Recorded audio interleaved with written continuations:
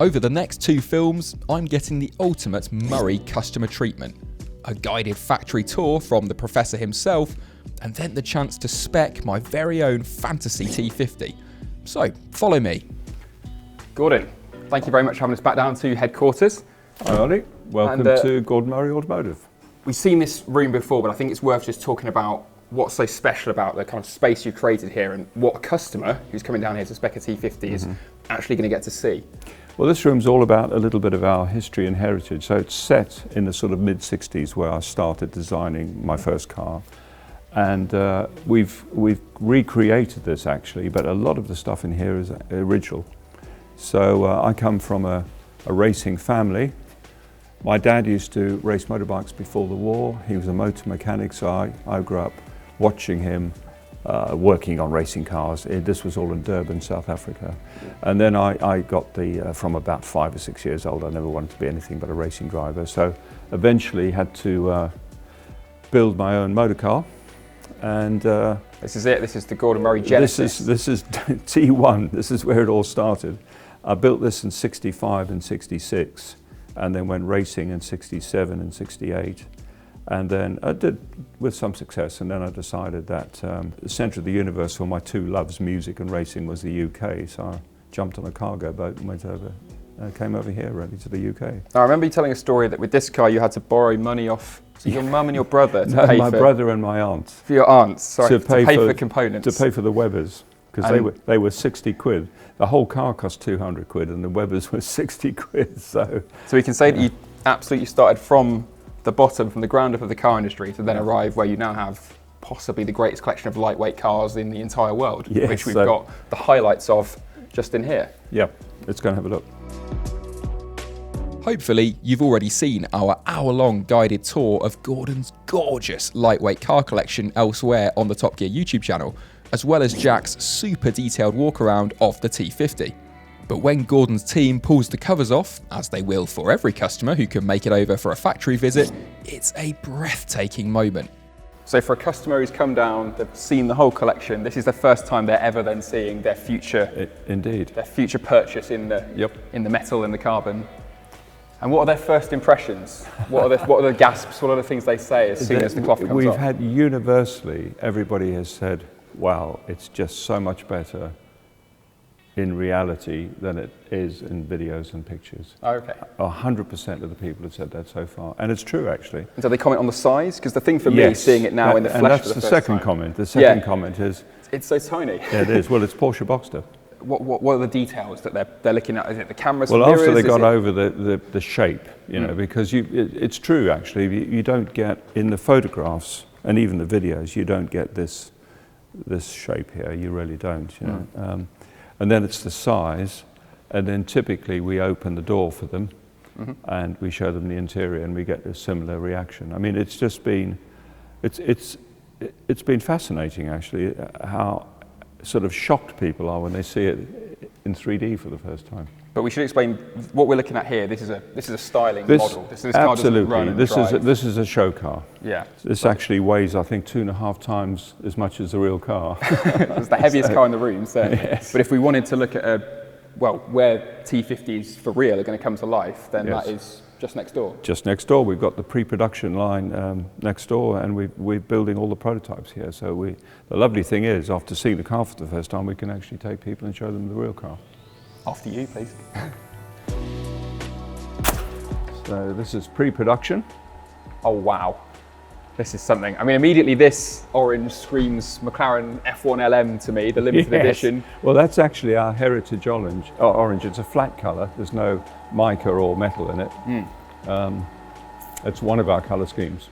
So this space we're in now, this will eventually be effectively the production line. Yes, we've got a short production line next door where the guys are building the XP cars, validation prototypes, and the pre-production cars. So XP is experimental. Those are the ones that do all the hard work, you know, like all the durability and corrosion, crash, and heat management, cold, hot, all that stuff.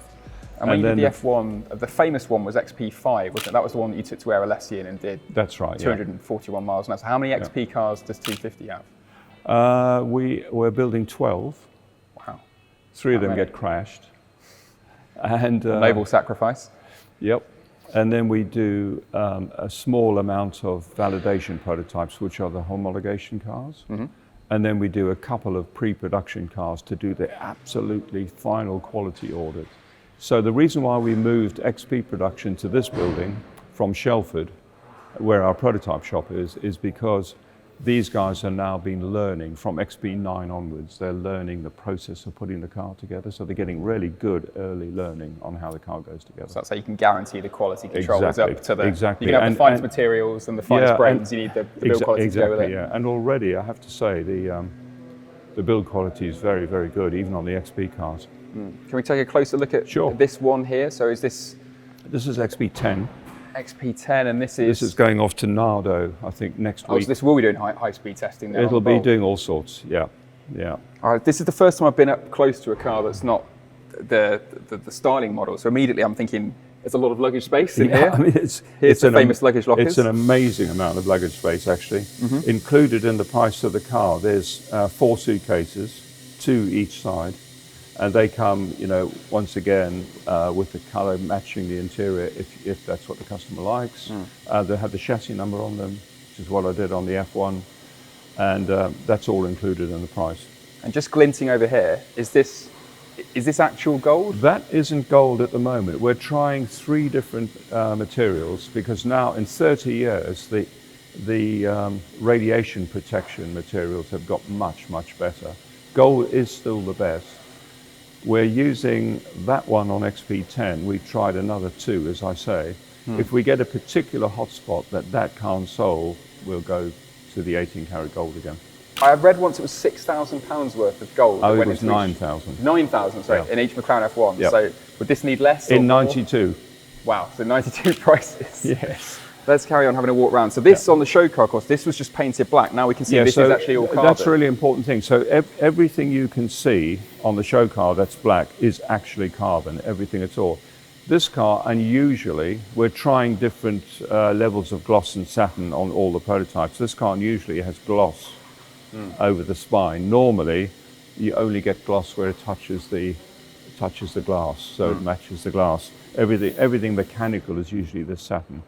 But we offer, the cars are so bespoke, we offer anything you like. So you can have anything satin, anything gloss. We also offer 10 different levels of tint included in the price. So someone wants a really glossy carbon to match their... By design, this is tint level 3. By design, we've knocked this right back. If one is black, basically.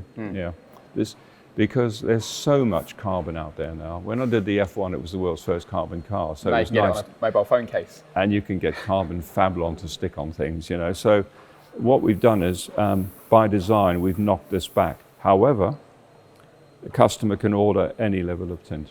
Right, now since this is the first time I've been up close to one that's in build, can we just kind of look down the front? Yeah, sure. But one really interesting point, if you remember at the launch, I was trying to explain to people how the fan worked and what the fan did. And for a bit of fun, this is actually a pitot tube in the side of the mirror. So this measures the static pressure, the air going past. There's a little electronic transducer in there. And then on the diffuser, on the kick point, we've got one measuring the dynamic pressure, or the low pressure, if you like. So when the driver selects an aero mode on the aero switch, the left-hand screen pops into aero, and you can get a live readout of the downforce you've dialed up, or not, depending on what you selected. This is true aerospace stuff, isn't it? And we've actually got a piece of the diffuser over here that you can take a look at in a minute and see if this is where the car's reading air on the outside of the car, what's actually going on underneath it. Yep. So hopefully this is an angle that an owner will never see of their T.50. Yes. Upside down, we're looking at the underside of the diffuser here, aren't we? That's right. So this is the whole rear floor, and it's all one moulding. It weighs 12.4 kilos, and it has to take up to 800 kilos of downforce. Wow. And normally the diffuser is very, very gentle because the air won't follow it. But these slots here are where we pull the air out. The boundary layer and the dirty air, if you like. The fan pulls those and gets rid of it, which forces the air to follow this very steep curve. And this little kicker here helps as well. That right there is the other side of the pitot tube. So that's giving you the low pressure readout against the static pressure, and our computer turns that into a downforce figure. And that's being beamed to the driver on the dashboard, so they always know how much stiction they've got. And how much they've called for, because they can select different modes. So. Yeah, of course. I mean, it's just a fantastic component in itself. Yes. What a lovely piece of carbon fibre. We've got a knacker duct here. What would that be? Yeah, that's for engine bay cooling and cooling the ISG on the front of the crankcase. Oh, really? Yeah. That's to do with the hybrid system. Yep. Okay. Yeah, it's a gorgeous component, but one that criminally people never really see. Yes, so it's indeed. interesting to see it in the production facility and actually get to have a look around it. Yep. Most car makers don't want you to see inside their factories, but things are very different if you're paying £2.36 million plus tax for one of Gordon's cars. Okay, so we've emerged into what looks like a kind of state-of-the-art race car production facility. What are we now looking at? So this is what we call our pre-production line, but this is not the final production line, but this is where the final production line will start, and then it'll run right through the building. The team here is building the last 3 prototype cars, validation prototypes and pre-production prototypes. So every car they put together is a learning process about the way the car goes together, what happens at each station, mostly to quality control. Okay. But it does give the customers, we bring them in here, and it gives them an opportunity just to see the beauty in the parts, if you like, and the engineering. I mean, there's not a gram left anywhere on any of this stuff. You know. The suspension's all forged aluminium, even though normally you wouldn't forge something unless you're making 5,000 cars a year. Just for 100 cars, we forged it because it is lighter and better quality. Other detail too. I mean, normally for 100 cars, you'd have a header tank and you'd just weld a tube onto it. You know, you wouldn't go to the pressing bits that are flared like this just for 100 cars. But that's the attention to detail. It looks like a really expensive downhill mountain bike frame. It's got that kind of look of immensely strong, but also as little material as possible. And the analysis tells us all the material we don't need, and we get rid of it. I mean, a good example is this bracket. We obviously didn't need that bit in the middle, so we've got a hole. Yeah. Even though it's only that thin, we machine a hole in it. And do you walk around, does your eye spot things that, we could lose that? Certainly in the early days, we've probably caught all that now, but yeah. You talked a lot when we spoke about T.50 about mass track, and this is where you literally track the mass of the car, and the target was to get 980 kilos. 986 is the target. 986. Do you know where you are on that? We're definitely still under the 1,000. Where we are exactly this week, I don't know. It literally changes week It changes week by week, yeah. Wow. Yeah, by 100 grams there, 100 grams, yeah. On we go. Customers are invited to nose around the production line, to pick up components and to pore over the lovely details that might be forever hidden out of sight once each car is completed. This is a fully trimmed passenger seat. Okay, our car seats are always really heavy. This is absurd. I mean, it honestly feels like like holding a bare carbon shell, let alone something that's been comfortably trimmed. The attention to detail is pretty good. Sometimes even carbon fibre ducting is too heavy. So that's an HVAC duct. Now, I don't mean to be in any way rude, but this does look like a big piece of polystyrene. It's foam. It is literally foam. And that's what. But because it doesn't need. It doesn't need to be carbon fibre for HVAC, and carbon fibre is too heavy. Really? And this does the job asked of it. Absolutely. So the lightest material used. It just weighs nothing. Literally. This is the only part of the car which I think I could probably afford, but it does feel like something you might have got your chips in. I'm sure it's incredibly motorsport approved. Indeed. And then, well, just look at this. A good example of us developing our own technology for this car. Normally, a 12-volt battery for a supercar this size would be about 18 kilos, something like that. This is developed from scratch, and this is a 12-volt battery, a 48-volt battery, a cooling system, a control system, an inverter, and a charging system in this box, and that's 13 kilos. And it's the entire electrical part of the all car. in one. And we've done it like that because if anything ever goes wrong, this is an easy part to swap out on exchange. Oh, really? So it's not purely that it's a lightweight thing, it's also about servicing? It's about servicing, yes. This car is such a low-cost car to service. I mean, the first major service is actually cheaper than a BMW or a Mercedes-Benz. Is it really? Yep. They are BMW, Mercedes, and sort your servicing prices out. But it's one of the things with the F1, wasn't it? That it had a motorsport-style bag tank in it, and that was infamous. That whether you drove the car or not, that perished. It had to be replaced, so and it was a hugely we've got a expensive job. fit-for-life aluminium tank in this one, for example. And if something does go wrong, you don't have to take the engine out, which you did on an F1. So we've really thought about servicing. We've done our own fly-off handbrake mechanism, which is, again, even that is beautiful. You can see where weight's been taken out here. A work of art. The red button, the ejector seat on the end. Criminal that it should be covered up. That's why it's lovely bringing people in here. Right, let's go and look at a few bits. So we've had to go to brand new technology and materials in some cases to save weight. But we've got a few bits here that just give you, and we show customers this, a little bit of an insight into how the lengths we go to. So, for example, the door handle would normally be an aluminium casting, which is what this is. A casting is quite difficult to control the edge here for getting the leather in the right place, but it's also relatively heavy. Yeah. So we've gone to a structural 3D printing process where we've got a very thin skin on the outside with a honeycomb aluminium on the inside to support the skins, which is that, and we get that. And this is the result. I mean, that's ridiculous. It feels like if I let go of it, it would just hover in midair. When you handed me that, I thought, oh, this doesn't feel that heavy. But this is... Yep. This doesn't feel like it's made of metal anymore. No. It feels like it... It's about the same weight as a pair of sunglasses.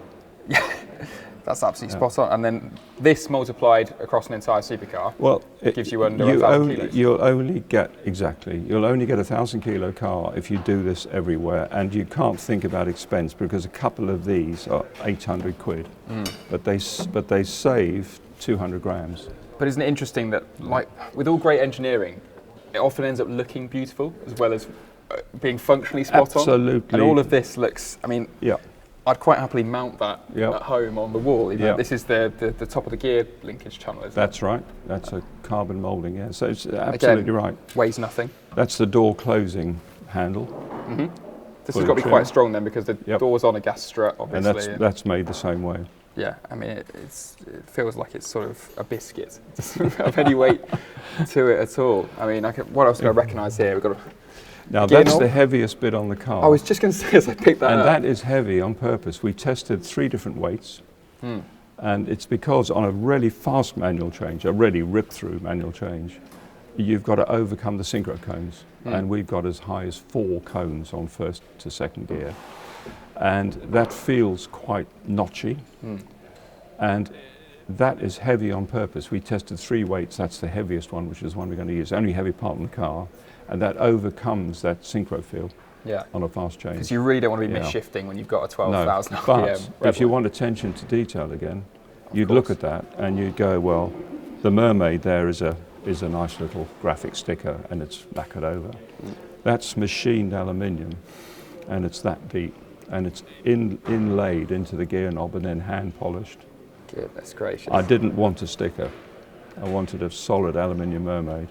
Now, only we know that, but that's the level of attention we go to. Now you are just showing off, but that is a beautiful thing. I love the idea that there is somewhere in the T.50 a component that is heavier than it could have been, but it's heavier for a very specific purpose to give you a more pleasurable gear shift. That's right. Which is kind of what half the car is all about. It's about analogue sensations, isn't it? That's absolutely right. And we've got switch gear here, and I know you're very particular about switch gear not having play in it and not feeling like it could rattle. These we just developed. Everything here is aluminium. There's no plastic at all. But because it's not plastic, we can't shine the light through them to light it up. So it's got a little backlight, a floodlight here that lights this, and it looks beautiful at night time because all these are floodlit. Wow. But we went for expensive camera. That was the inspiration. Yeah. Like a really high-end camera. To develop and tool these and the central switchback, £1.3 million later, we've got the feel we want. 1.3 million for some switches. I mean, yeah, it does have that lovely, the tactility, the hard stop. Yep. Even turning the lights on feels like you're in something quite motorsporty. But again, it doesn't weigh anything. No, that's all aluminium. It's quite beautiful. It feels like a really sort of a military grade pair of binoculars. Only Yes, sort of thing. I mean, this is really aerospace. It's not automotive, really. You know, so. When you go to these companies and say, hello, I'm Professor Gordon Murray, I'd like you to develop some switches for a supercar. So what do they say? Is that a fun day for them? That company, most people rise to the occasion. That company's been fantastic. You know, we've got exactly the haptic feel we want. Another example, this is the central switch pack. Now this would normally, on any other car, this would be a plastic injection molding and painted black or painted with aluminium paint.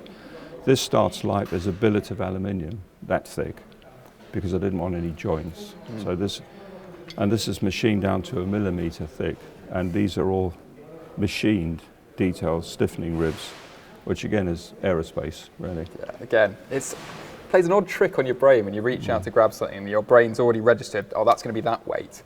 Then it almost floats up as you But it's the quality too, you know. And the signature as well, that's a lovely little detail.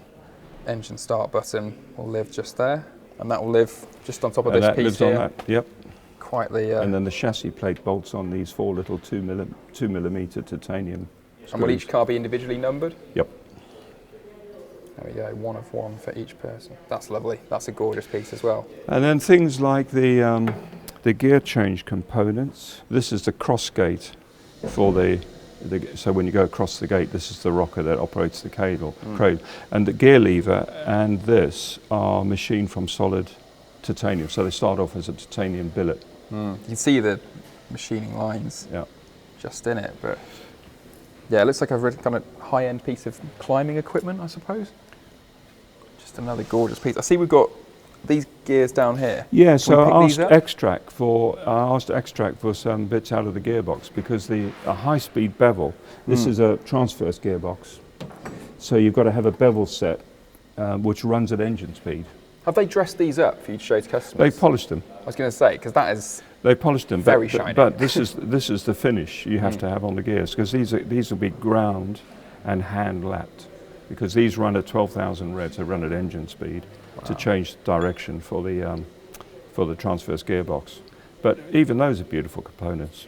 Yeah, everything about it is gorgeously detailed. And got a rod at the end there. Yeah, this here is on the car. The chassis stops about where the springs are because we bolt as you can see, we bolt the suspension directly to the transmission casing, so we don't need chassis back there. And I had to get, and the diffuser hangs out the back, so I had to get 400 kilos aside of load from the diffuser back to the chassis. So this rod bolts on a clevis with a 6mm titanium bolt at the top and a 6mm titanium bolt at the bottom, and this takes 400 kilos, and that's... Yeah, it couldn't be any lighter if it was made out of tissue. And this is, again, it's just worth stressing, this is a totally bespoke piece. This exact component I'm holding here would never turn up in another car or another aircraft. There's nothing. On the F1, I didn't have the budget I had on this, obviously. On the F1, we use carryover lights, switchgear and stuff. This car doesn't have one carryover component, not one. Rev counter, again, no plastic, so this is an aluminium dial. All the little markers are machined aluminium. The needle's machined aluminium, and the hub's aluminium. And because, again, you can't, every car on the planet's plastic, so you backlight it. This is monochromatic, and it's floodlit from the top, and it looks fantastic at night. So once again, you know, it's all aluminium, no plastic, no metal. Cost a fortune to develop, but only the best. And the rev counter itself, has that had to be somehow specially developed that it can keep up with this incredibly high revving engine? It does, actually. I was worried we're going to wind the spindle off with the aluminium needle trying to do the revs, but in fact, it does okay. Fantastic. That's what you have to do to get a piston to do 12,000 revs. It's not much of it. Yeah, it just weighs nothing. It's a really organic kind of form for this, and it looks like it's sort of a fossil almost. Yeah. Yeah, again, weighs nothing. A gorgeous piece. The world's sexiest paperweight, really. And the valves, to get the revs again, the valves are titanium, but they're also hollow to take weight out. This looks more like some sort of very high-end kitchen utensil. Yes. Yeah, they are. And the ultimate, to show you the detail we go to, so there's 900 fasteners on the car, studs and bolts basically, and they're all titanium, there's no steel, they're all titanium. And we do the usual trick that everybody does, we reduce the head down one size. But on top of that, we machine a bucket out of the top of every bolt, every single one, which is an extra machining operation, but just saves another 100th of a gram on each bolt. And if you've got 900, that makes a difference. That's how you get down to below 1,000 kilos. The story on the F1 was always that an engineer had to come to you and justify using a washer, justify using the stronger bolt. Is that the same here? Well, the team, I don't need to do that anymore. It's instilled in the team. You've got them well trained. Yeah. And Nick Hoyle, who was the chief engineer on this, chief designer, that's instilled in Nick. So he was running around chasing hundreds of grams here and there and everywhere. I'll give you that back before I put it in my pocket. Now, a recognisable component to a layman.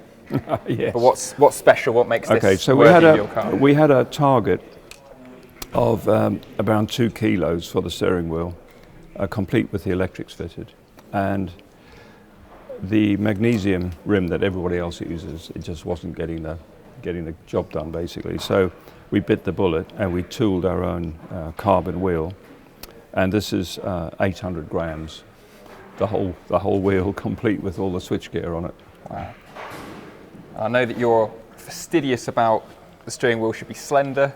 Shouldn't have a big overstuffed rim. Shouldn't weird lumps. I know you've got a slight flat bottom on it, but that's the only concession to it. And then here we have the paddles, main beam on the left, and beat the horn on the right. Indicators here, and then that's the left-hand screen control, and that's the volume control. I don't like wheels with lots of stuff all over them, so I'm trying to keep it to an absolute minimum. Yeah, that feels spot on. It just feels really refreshing. Not only that it's light, but that it is slim and usable. Thank you very much. Yeah, there's a rear end here. It's just a beautiful thing. I mean, it's just, it's got to go down as the greatest V12, I think. Is the orange, I know orange is your heritage colour. Orange on the so Cosworth, T.50. Are they all going to have that? T.50 all have orange cam covers. 50S is red. Okay. Testarossa. Of course. And then each time we do a different version of the engine, Project 2 has got a different colour again. Project 2 is yellow. Oh, right. Yeah. So every time we do a different version of the engine, because 50S engine is very different from this, and Project 2 is quite different as well. So you'll be able to, the spotter's guide, they'll be able to tell which engine they're looking at just from the colour of the heads. Here we can see the mounting points to the back of the gearbox. Again, these components, enormous, but really beautiful. Yeah, so these are all forged aluminium again. Hollow drive shaft, which is why they're that diameter. They're a thin wall tube, which is the lightest way to go. This engine, this whole unit comes out for major service, as you see it here. Comes out really quickly as well. We try to think about servicing all the way through. This is used as a system to mount the engine into the chassis that I had on the F1. So you've got 2 bolts here that bolt into the monocoque, and then you've got 2 10mm titanium bolts here, and that's the whole back end of the car held in by those. And on top of the weight of the engine and the G-force over bumps, this diagonal tube here takes all the cornering forces. Wow. So that's just in here of the whole car. So this little tube mounts everything you can see here and manages that weight. But it also takes all the cornering forces, and that little 10mm titanium bolt takes every single gram of cornering force. Yeah. So when you talk about making the car easy to service, one of the innovations on the F1 was that it had this modem into it. Anyone could fly out in the world and download the diagnostics. What's the deal with the T.50? Well, that's moved on now. So with each car comes a Diagnostic Tablet. Okay, so you get an iPad with the car? Yep. And then any problems, you can just do it straight off there? And we can just pick up the phone and we can sort it. So they won't be having to fly cars back here We've got service centres in several spots around the world, and we've got a lot of approved workshops all around the world as well. And what about the brakes? We've got an exposed brake. Let's talk about that. so the caliper looks, again, like it's had loads of material taken off it. We took the lightest caliper we could from AP, and then we did another stress loop on it, and we post-machine it as well. So if you look here, it's like Swiss cheese now. So these holes everywhere are drilled out and machined out afterwards, and that saves another 800 grams on the car. So you took the supplier's lightest caliper and made it lighter. Yeah. And then is this a standard disc? No, this is a new Brembo CMMR, I think it's called. So it's the latest performance material. We went for a mechanical handbrake because it's 2.8 kilos lighter than an electric one. And I don't like electric handbrakes anyway. It's a beautiful bit of kit. Right, I'm now really ready to go and make one my very own, I think. Let's go and spec one. Okay. Join us for part 2 when we get into the dizzying array of paint and trim and attempt to spec our very own T.50 in front of its actual creator. No pressure then.